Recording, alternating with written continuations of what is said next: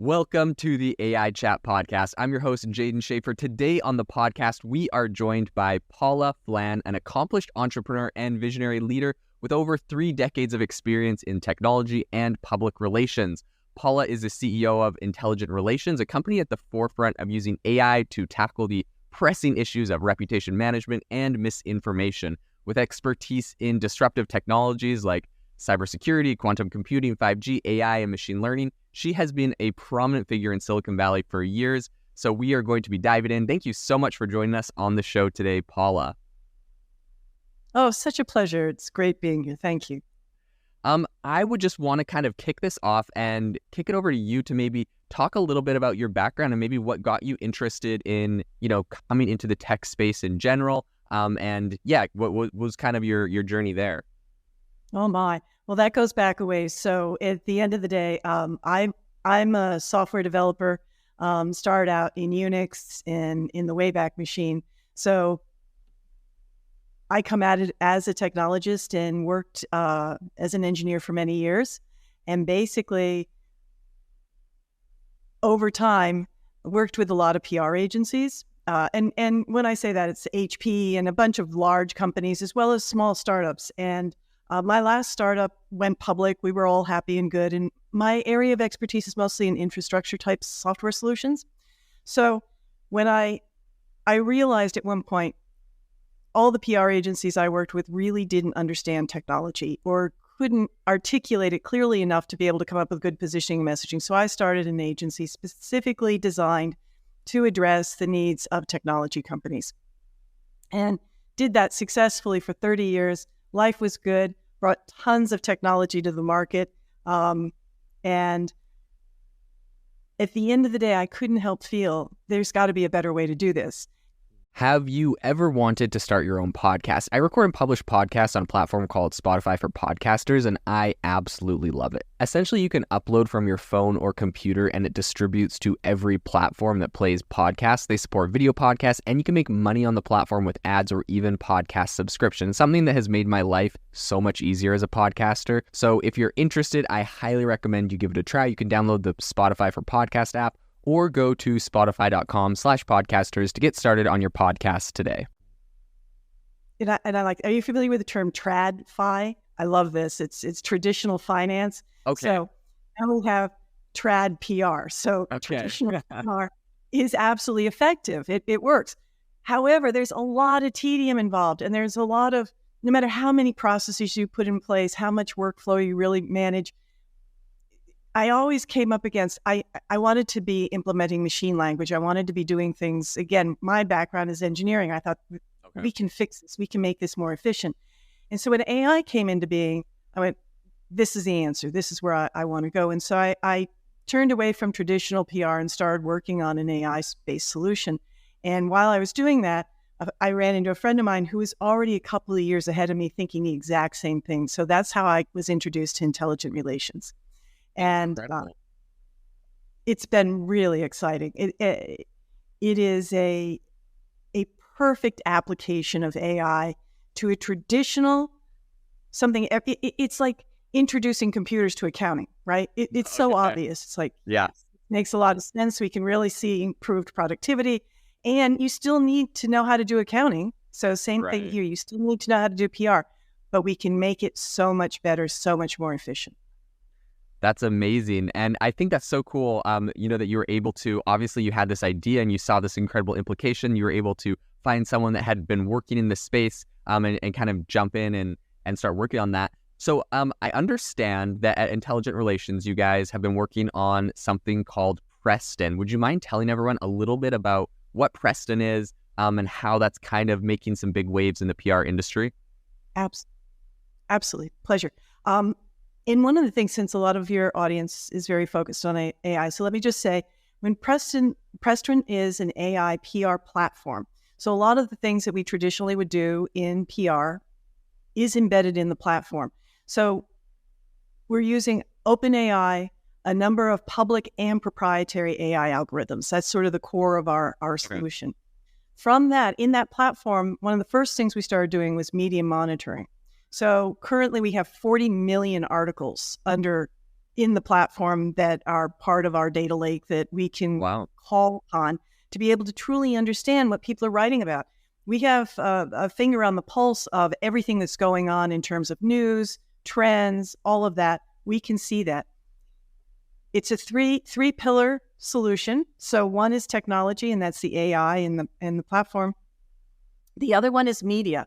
So part in the platform, we are also tracking several 100,000 journalists and journalists, editors, podcasters like yourself, and be able to identify exactly what they're writing about, speaking about, where their areas of interests are.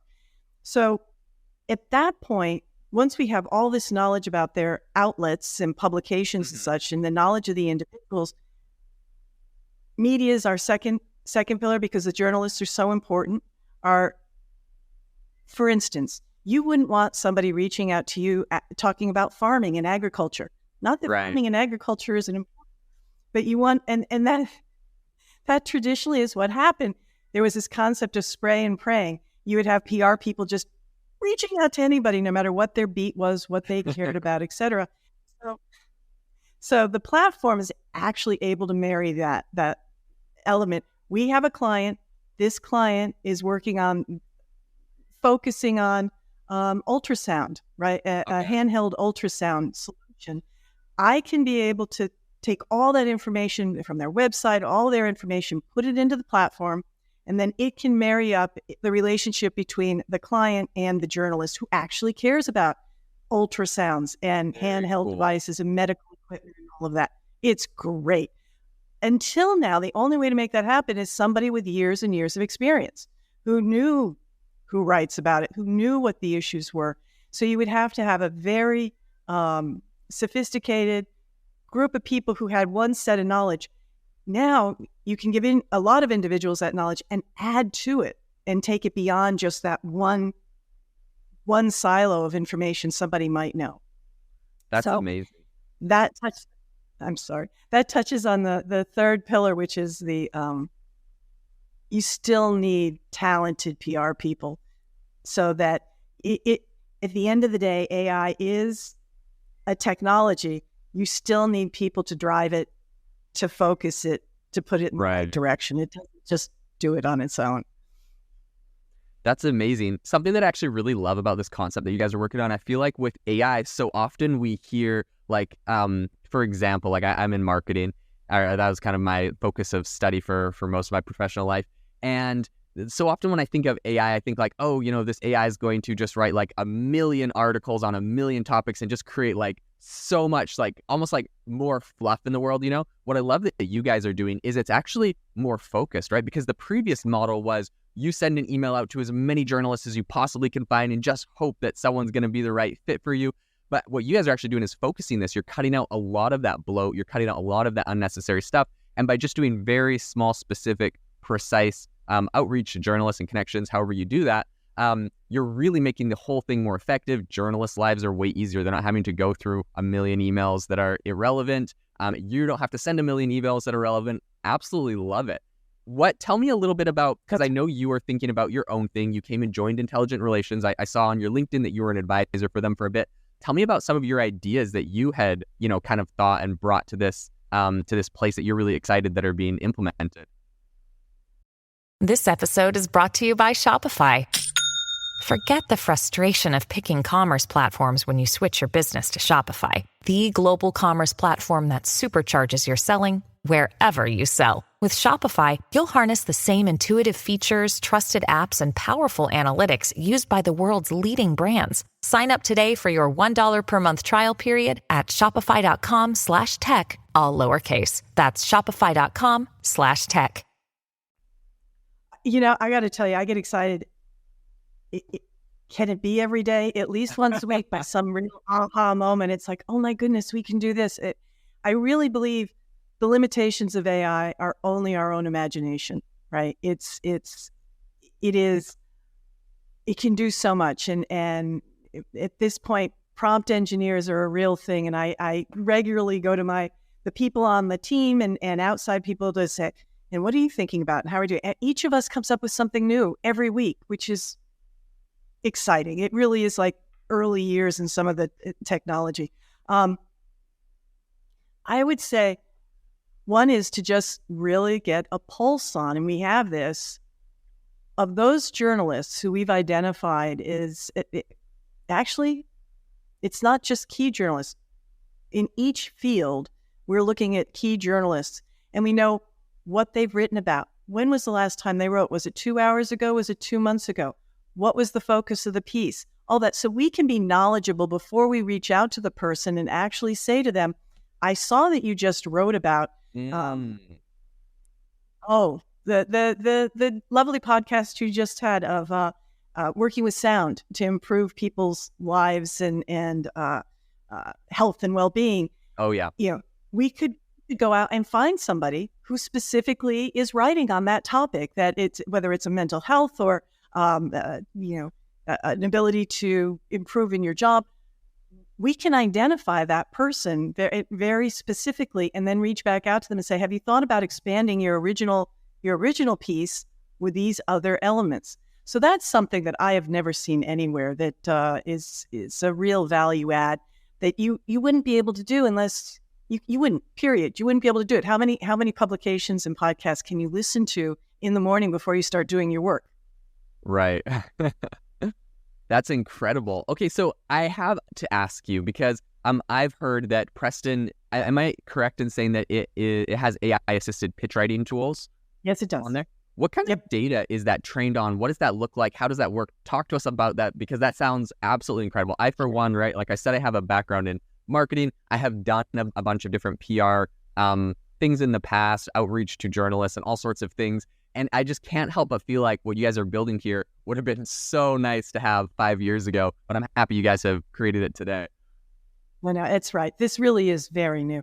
I'll be honest with you, it goes right to that aha moment. So when I'll do a demo of the product and such, and we'll have AI, we'll come up with a campaign, a theme that we want to focus on.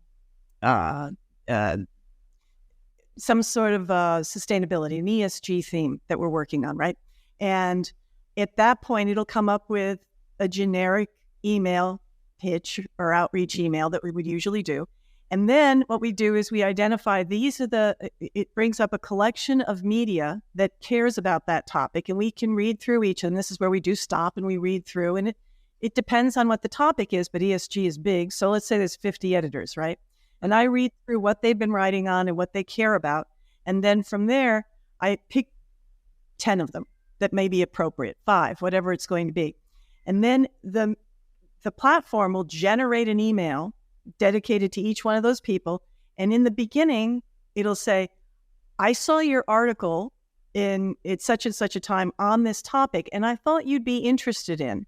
And so it provides that connectivity that doesn't exist anywhere else, as far as I know. Not yet. I'm sure it will at some point. But right now we have it. And it provides that connectivity back to the editor saying, I actually do know what you write about. I actually am paying attention. And that is the AI, because individuals can only stretch so far, but AI can stretch much further. That is incredible. I love that. Can you give like an example maybe where Preston kind of successfully matched a client with a journalist and that led to some impactful media coverage? Do you guys have any like case studies or, exciting things where you saw this in action? Every now and then, I've got a bunch of them, but every now and then it's like, on occasion, a client will come to us who has been challenged in getting any kind of visibility in the past. And so I got to be careful but anyway, we have this wonderful, wonderful client, which is Everest Ice, and they create ice machines. You go and buy ice outside of your convenience store, in your shopping supermarket or whatever. What kind of PR do you do on an ice machine, right? It's like, right. Okay. And so this is the kind of thing that gets most people, AI was able to connect us. The product was able to connect us with people where it made sense, where, and of course you need the PR person too. So if we're talking summer fun, then the program is going out and finding all the people who are writing about summer activities and fun activities or new drinks, right? Where you're going to need ice or all of those kinds of elements. And then also, I mean, again, you need the PR person, but we can put in, okay, but what about in terms of improving an ESG angle? And then AI will come back and go, yeah, there's several angles here. And these are things that we can also be able to reach out on, right? So it's that combination of the three, the technology, understanding the media, and really well-versed professional PR people. That is incredible. So I have a question about essentially the accessibility of PR. Has companies like Preston and kind of the AI technology that we're seeing here, I can definitely understand that this is making PR a lot more impactful. Do you think that this is something that will impact the affordability, or do you think at the moment it's probably the same price as before, but it's just able to be a little bit more impactful and more specific, a lot more impactful? It's an excellent question. And this was one of the things that attracted me to it. So for years and years,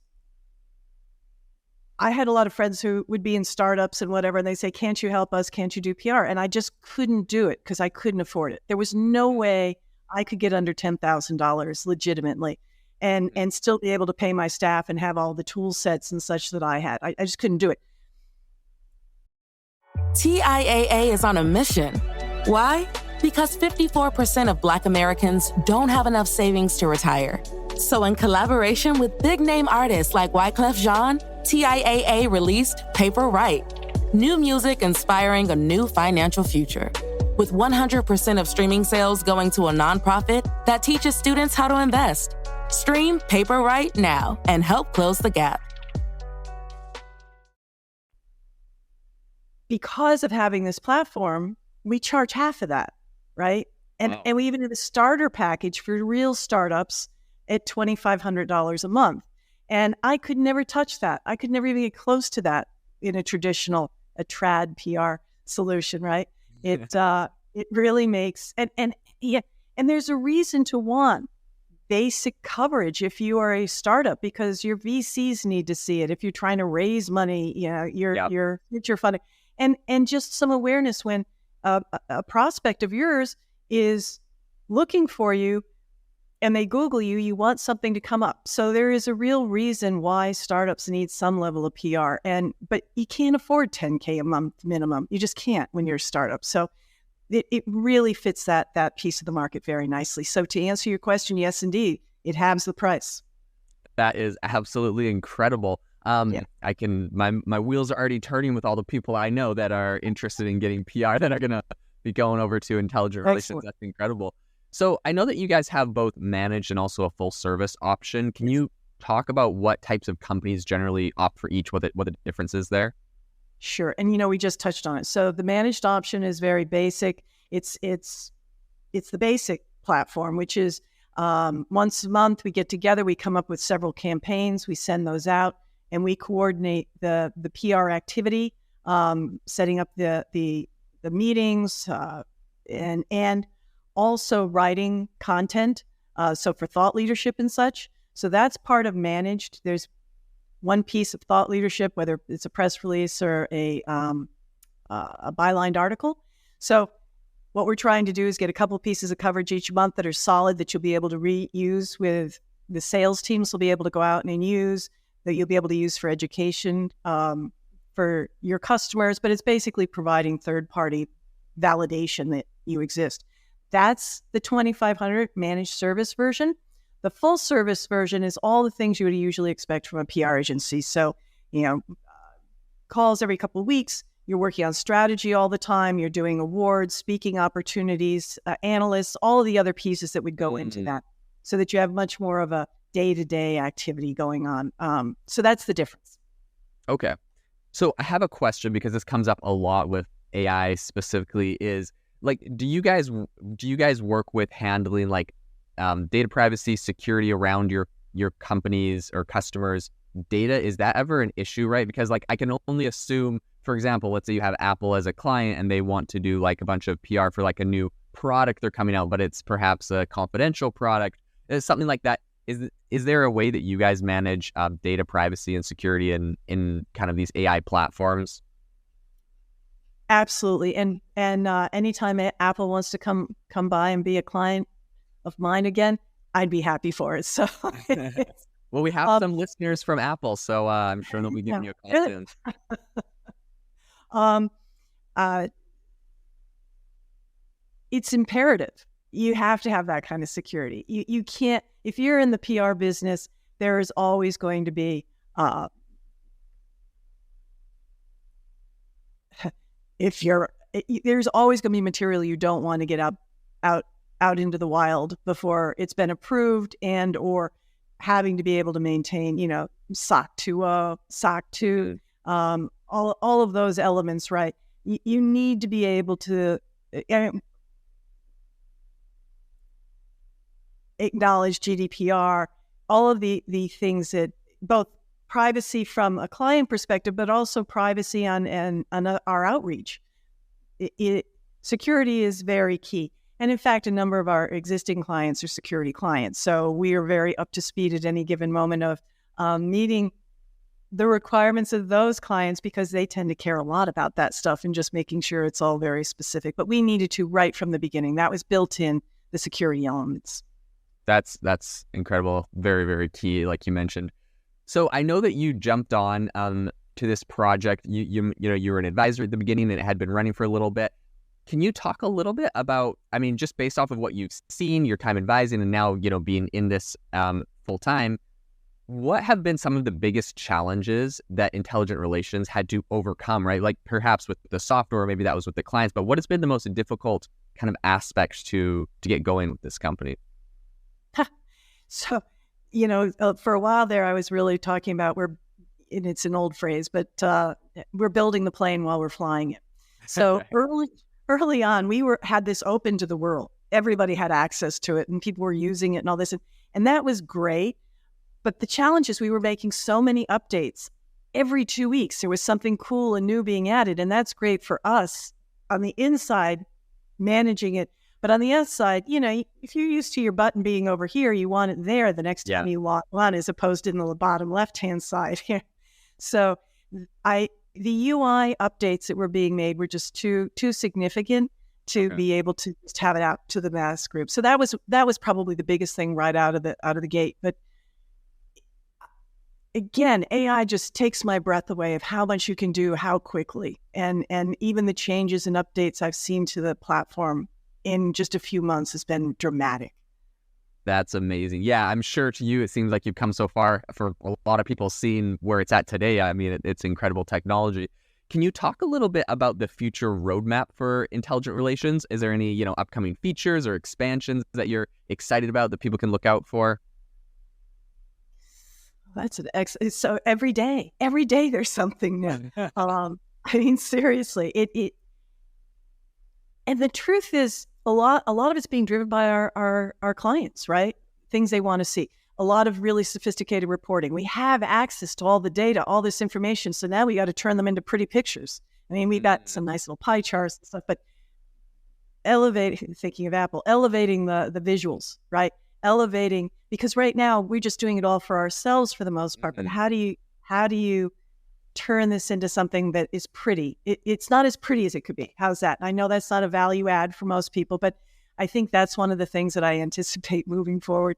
And there are a lot of fun elements in it.